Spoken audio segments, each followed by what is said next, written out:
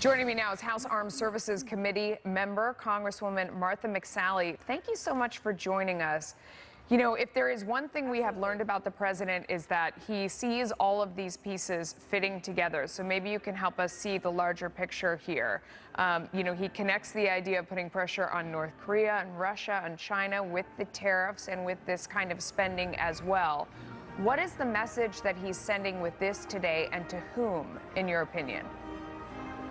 Well, look, this is President Trump leading to make sure that we can keep our country safe and that our troops have everything they need. After the failures and the atrophying in the Obama administration, it's historic units like the 10th Mountain Division here that are going to get the readiness, the parts, the troops, and everything they need in order to fight tonight if called.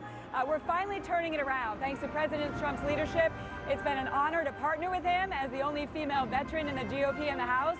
I flew the A-10 Warthog protecting troops like these, and we're finally stopping the bleeding to show that peace through strength is really going to work with his strength around the world in negotiating with bad actors, but making sure our troops can fight tonight.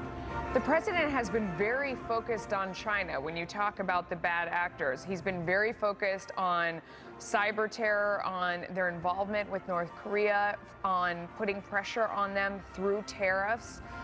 This is another thing, saying directly, you know, we're going after the North China Sea. How do you think they receive that message? Well, they should receive it loud and clear. This president isn't kidding, and he's going to use all elements of national power in order to keep America safe and to make sure that America is first. And in the last administration, we watched China easily just hack into things and build islands where they didn't exist before in the South China Sea and militarize them, take advantage of weakness, and we're not going to do that anymore.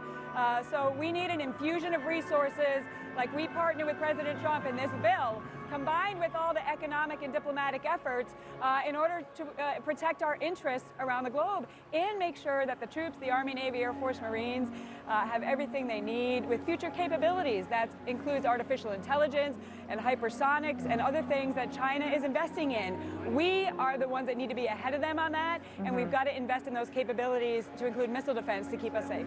You talk about missiles and bad actors. Iran test-fired a ballistic missile for the first time so far this year in 2018. What's your reaction to that? What should our response be?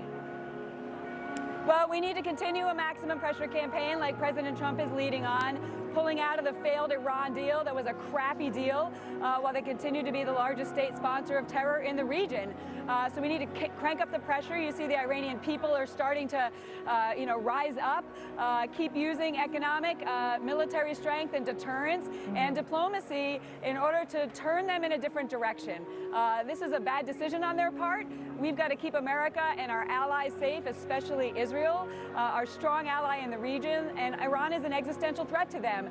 And so this president, partnering with us, is standing up against Iran, North Korea, China, Russia. ISIS is on the run. I mean, we're showing strength again that we haven't seen in a very long time. I heard General Jack Keane earlier today talking about both the military exercises in the water, in the Strait of Hormuz, as well as this missile testing, and saying that it shows an Iran that's feeling the pressure, that they're under pressure and they're watching the people revolt in the streets, and then externally they're trying to show this sort of force. Is that how you interpret what's going on there as well? Do you agree?